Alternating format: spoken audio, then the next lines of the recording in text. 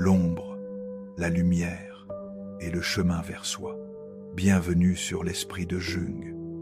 Ici, nous explorons les profondeurs de l'âme pour donner un sens à votre histoire. Si vous vieillissez et que vous avez l'impression que les gens disparaissent lentement de votre vie, écoutez-moi un instant.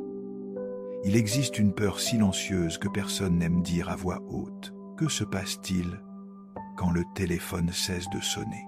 Quand les personnes autour desquelles vous avez construit votre identité, votre rôle, votre utilité, votre place dans leur existence ne sont plus là? La plupart des gens se distraient de cette question. Ils restent occupés, ils restent bruyants, ils restent entourés. Mais la peur ne disparaît pas. Elle attend simplement. Restez avec moi jusqu'à la fin, parce que je vais vous donner 4 piliers qui maintiennent une personne psychologiquement intacte en vieillissant. Le 3e, c'est celui qui rend les gens très silencieux, parce qu'il expose la vraie raison pour laquelle vieillir semble terrifiant pour tant de personnes. Je ne suis pas ici pour vous réconforter avec des clichés. Je suis ici pour vous dire la vérité. La vieillesse n'est pas seulement un changement physique. C'est un test psychologique. Kant a dit quelque chose de brutal. Vous devez devenir une loi pour vous-même. En termes clairs, cela signifie ceci. Si votre paix dépend du fait que d'autres personnes restent, approuvent ou ont besoin de vous, vous souffrirez. Mais si votre paix vient de votre fondation intérieure, vous devenez inébranlable. Quand nous sommes jeunes, nous nous appuyons sur les relations comme sur des béquilles. Et dans la vieillesse, la vie retire ces béquilles, non pas pour nous punir, mais pour révéler ce qui est réel. C'est la saison où vous découvrez quelles connexions étaient de l'amour et lesquelles n'étaient que de l'attachement. Les enfants partent, les amis s'éloignent, un partenaire peut ressembler à un étranger, et c'est là que les gens paniquent. Ils s'accrochent au bruit, à l'attention, à la compagnie, n'importe quoi pour éviter le vide. Mais voici le paradoxe. Ce vide n'est pas l'ennemi, c'est la porte d'entrée. Premier pilier. Vous devez apprendre à être seul sans transformer cela en souffrance. Je vais le dire clairement parce que personne ne vous dit la vérité quand vous vieillissez. La solitude n'est pas simplement « je n'ai personne autour de moi ». La solitude, c'est quand vous n'êtes pas en paix avec vous-même. Donc le silence ressemble à une menace. C'est pourquoi 2 personnes peuvent vivre dans la même maison vide et avoir des vies complètement différentes. L'une vit le calme, comme une prison. L'autre le vit comme un sanctuaire. Je veux que vous imaginiez une femme dans un appartement tranquille. C'est le soir, le soleil se couche, le monde extérieur est occupé, mais son espace est calme. Elle s'assoit près de la fenêtre, avec un livre et une tasse de thé. Elle tourne une page, puis une autre, et elle n'attend pas que quelqu'un appelle. Elle ne fait pas défiler son téléphone comme une machine de survie. Elle ne négocie pas avec l'univers en disant « S'il vous plaît, envoyez-moi juste quelqu'un ».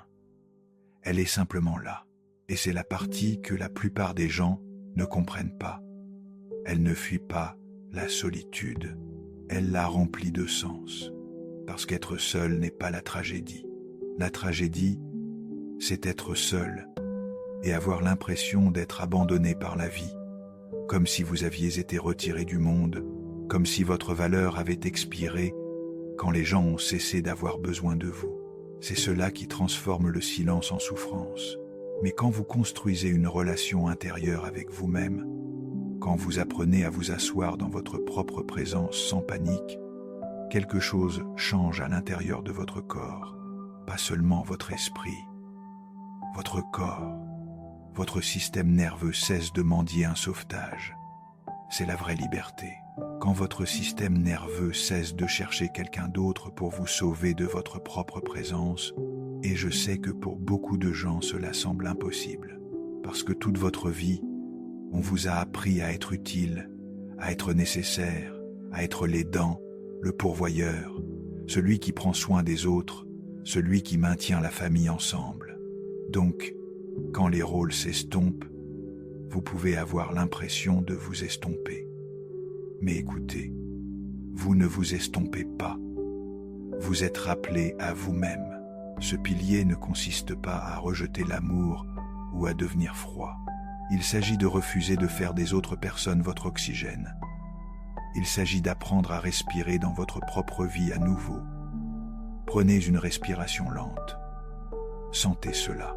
Alors voici la question, et je veux que vous y répondiez honnêtement, même si la réponse pique. Quand vous êtes seul, ressentez-vous la paix ou avez-vous l'impression d'être puni? Parce que si être seul ressemble à une punition, ce n'est pas la preuve que vous êtes brisé. C'est la preuve qu'on ne vous a jamais appris à vous appartenir à vous-même. Et cela peut s'apprendre, lentement, doucement, un soir à la fois. Il y avait un comptable, 57 ans, veuf depuis 4 ans. Chaque dimanche soir, la même sensation. Une tension dans la poitrine en pensant à la semaine vide devant lui.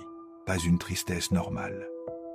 Quelque chose de plus profond, une panique sourde qu'il ne pouvait nommer. Pendant 3 ans, il a essayé de la combler. Il s'est inscrit à des clubs, a multiplié les dîners avec des collègues qu'il connaissait à peine, a même adopté un chien pour avoir une raison de sortir. Mais chaque dimanche soir, la tension revenait, plus forte, comme si son corps lui criait quelque chose qu'il refusait d'entendre. Un dimanche différent. Il était assis dans son salon, lumières éteintes, télévision silencieuse, et au lieu de fuir, il a posé sa main sur sa poitrine. Il a demandé à voix haute « Qu'est-ce que tu essaies de me dire ?» La réponse est venue, pas en mots, mais en images. Des souvenirs de lui enfant, assis seul dans sa chambre, lisant, heureux, paisible. Avant qu'on lui apprenne que la solitude était un échec, il n'a pas changé sa vie du jour au lendemain. Mais il a cessé de traiter le silence comme un ennemi. Il a commencé à passer ses dimanches soirs à lire, à écrire dans un journal, à simplement être présent. 6 mois plus tard, la tension avait disparu. Pas parce qu'il avait trouvé quelqu'un, parce qu'il s'était retrouvé lui-même. Ce que son corps savait, avant que son esprit ne l'accepte, vous ne pouvez pas fuir votre propre présence pour toujours. Maintenant, voici où la plupart des gens échouent. Ils essaient de réparer la solitude avec des gens, mais ignorent le deuxième pilier. Deuxième pilier, votre journée a besoin de structure. Et non, il ne s'agit pas de devenir rigide, ennuyeux ou de transformer votre vie en liste de tâches. Il s'agit de survie, parce que le chaos à l'extérieur devient lentement du chaos à l'intérieur, surtout en vieillissant. Quand la vie était encombrée de travail, d'enfants, de bruit et d'obligations, le désordre se cachait en arrière-plan.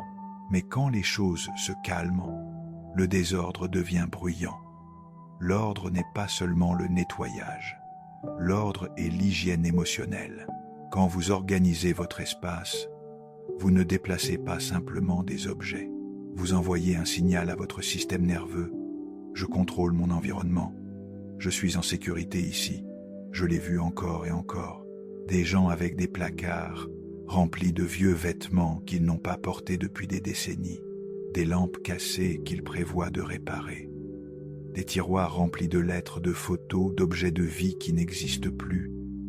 Et ils appellent cela sentimental. Ils disent « J'en aurai peu, être besoin un jour. Je ne peux pas jeter ça. Ça me rappelle quelqu'un. » Mais voici la vérité que la plupart des gens évitent très souvent. Ce n'est pas de la nostalgie, c'est du chagrin qui n'a jamais eu d'endroit où aller. Alors, il s'est installé dans les meubles. Chaque objet que vous gardez porte un poids. Chaque coin inachevé vous demande silencieusement quelque chose. Et quand votre maison est pleine de résidus émotionnels, votre esprit ne se repose jamais complètement. C'est pourquoi certaines personnes se réveillent fatiguées dans un lit propre, pas à cause de l'âge, mais parce qu'elles sont entourées du passé, qui demande à être rappelé, traité, pleuré. Le passé peut devenir un fardeau si lourd qu'il vole votre présent. L'ordre crée le rythme, et le rythme crée la dignité. Se réveiller à une heure cohérente, manger à des heures régulières, faire son lit, dégager une surface, allumer une bougie le soir, remettre les choses à leur place. Ce ne sont pas de petits actes, ce sont des rituels d'ancrage. Ils disent à votre monde intérieur: la vie a encore une forme, mes journées comptent encore. Sans rythme, le temps devient flou. Les jours se fondent les uns dans les autres, et lentement, le sens se dissout. C'est pourquoi des gens qui disent que rien ne va mal se sentent quand même agités et anxieux. Leur environnement parle un langage de chaos, même si leurs mots le nient. Alors je veux vous demander quelque chose. Ne précipitez pas la réponse. Quelle est la chose dans votre maison que vous gardez depuis des années et qui vous draine secrètement chaque fois que vous la voyez? Quelque chose que vous évitez de toucher, quelque chose qui porte une mémoire que vous n'avez jamais fini de ressentir. Vous n'avez pas à tout jeter aujourd'hui. Mais vous devez cesser de prétendre que le désordre est inoffensif. Jusqu'à présent, nous avons exploré comment la solitude devient un sanctuaire quand nous cessons de la fuir. Dans la vie réelle, cela se manifeste quand vous réalisez que la paix ne vient pas de remplir votre agenda, mais de remplir votre présence. Mais il y a quelque chose dont nous n'avons pas encore parlé. Que se passe-t-il quand votre monde extérieur devient ordonné, mais que vous vivez encore sous le regard des autres? Parce qu'une fois que vous construisez le rythme et l'ordre, une fois que votre monde extérieur cesse de tirer sur votre attention, vous commencerez à remarquer le prochain piège. Un piège qui n'a rien à voir avec les objets et tout à voir avec les autres personnes. Et c'est là que commence le troisième pilier. Troisième pilier, vous devez cesser de vivre sous le regard des autres. Et je vous le dis maintenant, c'est celui qui met les gens mal à l'aise parce qu'il expose quelque chose que la plupart d'entre nous ne veulent pas admettre. Une grande partie de votre vie a été une performance. Pas parce que vous êtes faux, parce que vous avez appris tôt que l'approbation équivaut à la sécurité. Alors vous êtes devenu bon, serviable, facile à aimer. Vous avez appris à lire la pièce, à maintenir la paix, à être la version de vous-même qui est récompensée. Mais voici la vérité brutale. Si vous avez besoin de permission pour être vous-même, vous ne serez jamais libre. La vraie liberté, c'est agir selon votre loi intérieure, pas selon l'approbation. Et la vieillesse a une étrange façon de traîner cela à la lumière. Parce que quand votre corps change, quand votre rôle social change, quand votre cercle rétrécit, le public s'amenuise. Et soudain, vous êtes confronté à une question terrifiante. Si personne ne regarde, qui suis-je? Il y avait une enseignante, 62 ans, récemment à la retraite. Pendant 40 ans, elle avait été Madame Bernier, la professeure que tout le monde respectait. Celle qui arrivait tôt, partait tard, répondait au courriel le week-end. Celle dont la classe était toujours impeccable, dont les notes étaient toujours rendues à temps. Mais dans les 6 mois suivant la retraite, quelque chose s'est effondré. Elle ne savait plus comment remplir une journée. Elle se réveillait à 6 heures par habitude, puis restait assise, paralysée, ne sachant pas quoi faire de sa liberté. Parce que pendant 40 ans, elle n'avait jamais demandé ce qu'elle voulait. Elle avait demandé ce qu'on attendait d'elle. Un après-midi, elle s'est retrouvée devant son miroir, habillée comme pour aller à l'école, mais sans destination. Et elle a réalisé: je ne sais pas qui je suis sans public. Cette reconnaissance a été déchirante, mais elle a aussi été libératrice, parce qu'elle a cessé d'essayer de recréer son ancienne vie et a commencé à poser une nouvelle question. Qu'est-ce que je veux faire? Même si personne ne le sait, ne le voit, ne l'applaudit? Elle a commencé à peindre, mal, au début, mais pour elle-même. Elle a commencé à marcher sans itinéraire, juste pour sentir son corps bouger. Elle a lu des livres qu'elle avait toujours voulu lire, mais qu'elle considérait comme frivoles. 1 an plus tard, quelqu'un lui a demandé si la retraite était difficile. Elle a répondu. Les 6 premiers mois ont été un deuil. Maintenant, c'est une renaissance. Ce qu'elle a découvert, la vie commence quand vous cessez d'auditionner pour l'approbation des autres. Arrêtez-vous 1 seconde, respirez. Vous sentez cela? Parce qu'écouter ça, c'est une chose. Mais la plupart des gens entendent ces mots et pensent « oui, c'est vrai pour d'autres », puis continuent à vivre selon les attentes de quelqu'un d'autre. Les opinions des autres sont souvent simplement des miroirs de leur peur. Peur d'être jugé, peur d'être vu, peur d'admettre la vérité. Et cette peur transforme toute votre vie en scène. Vous commencez à prendre des décisions basées sur ce qui aura l'air bien, ce qui empêchera les gens de parler, ce qui rendra votre famille fière, ce qui vous empêchera de ressentir de la honte. Mais écoutez attentivement, la vieillesse humilie le besoin d'impressionner. Elle l'humilie parce que le coût devient trop élevé. Vous ne pouvez pas continuer à vous prouver pour toujours. Vous ne pouvez pas continuer à auditionner pour l'amour. Vous ne pouvez pas continuer à éditer votre vérité pour que les autres restent à l'aise. Et honnêtement, vous ne devriez pas avoir à le faire. Il y a une paix qui arrive quand vous cessez d'expliquer, quand vous cessez de défendre, quand vous cessez d'essayer d'être compris par des gens qui ne sont même pas honnêtes avec eux-mêmes. Et je sais que certains d'entre vous ressentent déjà cette culpabilité. Vous pensez, si je les déçois, je serai seul. Mais si être accepté nécessite que vous vous trahissiez, vous étiez déjà seul. Vous étiez simplement entouré. Alors, je veux vous poser une question qui pourrait vous frapper en pleine poitrine. Quelle opinion essayez-vous encore de fuir? Celle de votre famille, de votre communauté, de vos ex, de vos enfants, ou la plus dure de toutes, celle de votre moi plus jeune, celui qui pensait que la vie devait avoir une certaine apparence pour valoir la peine d'être vécue, parce qu'au moment où vous cessez de vivre pour leur regard, vous rentrez enfin chez vous, dans votre propre regard. Maintenant, nous arrivons au pilier le plus profond, celui qui décide si vos années ultérieures semblent vides ou sacrées. 4e pilier. Vous devez rester fidèle à vous-même. Pas à votre rôle, pas à votre réputation, pas à ce que vous étiez pour les autres. Vous, votre sens intérieur, parce que voici ce pourquoi personne ne vous prépare. En vieillissant, le monde cesse lentement de vous attribuer un but. On n'a plus besoin de vous de la même manière. On ne vous loue plus de la même manière. On ne vous appelle plus aussi souvent. Et si votre sentiment de valeur venait du fait d'être utile à tout le monde, cette étape de la vie peut donner l'impression que vous disparaissez. Mais vous ne disparaissez pas. On vous demande de vous choisir vous-même, intentionnellement, sans applaudissements. Et c'est là que la plupart des gens se trompent. Ils pensent que le sens doit être grand, une grande mission, une histoire de retour dramatique, une nouvelle relation, une nouvelle identité. Non. Dans la vieillesse, le sens est généralement construit dans de petits actes sacrés.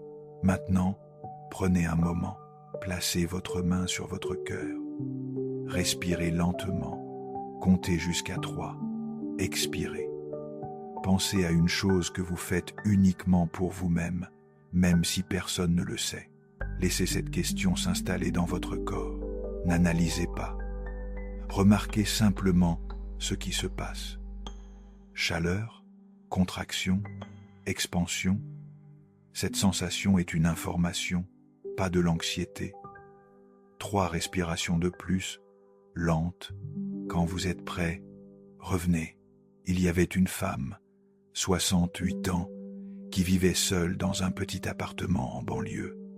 Ses enfants vivaient à l'étranger. Son mari était décédé depuis 7 ans. Elle aurait pu se laisser disparaître dans le silence. Beaucoup l'ont fait, mais chaque matin, elle mettait du rouge à lèvres. Pas de rouge vif, juste une touche de couleur. Personne ne venait, personne ne remarquait. Elle faisait du café lentement, juste pour sentir le matin.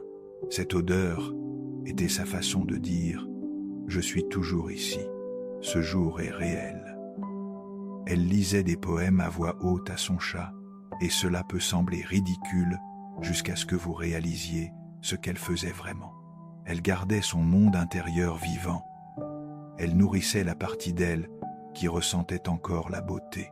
3 après-midi par semaine, elle allait dans un petit jardin communautaire et s'occupait de tomates.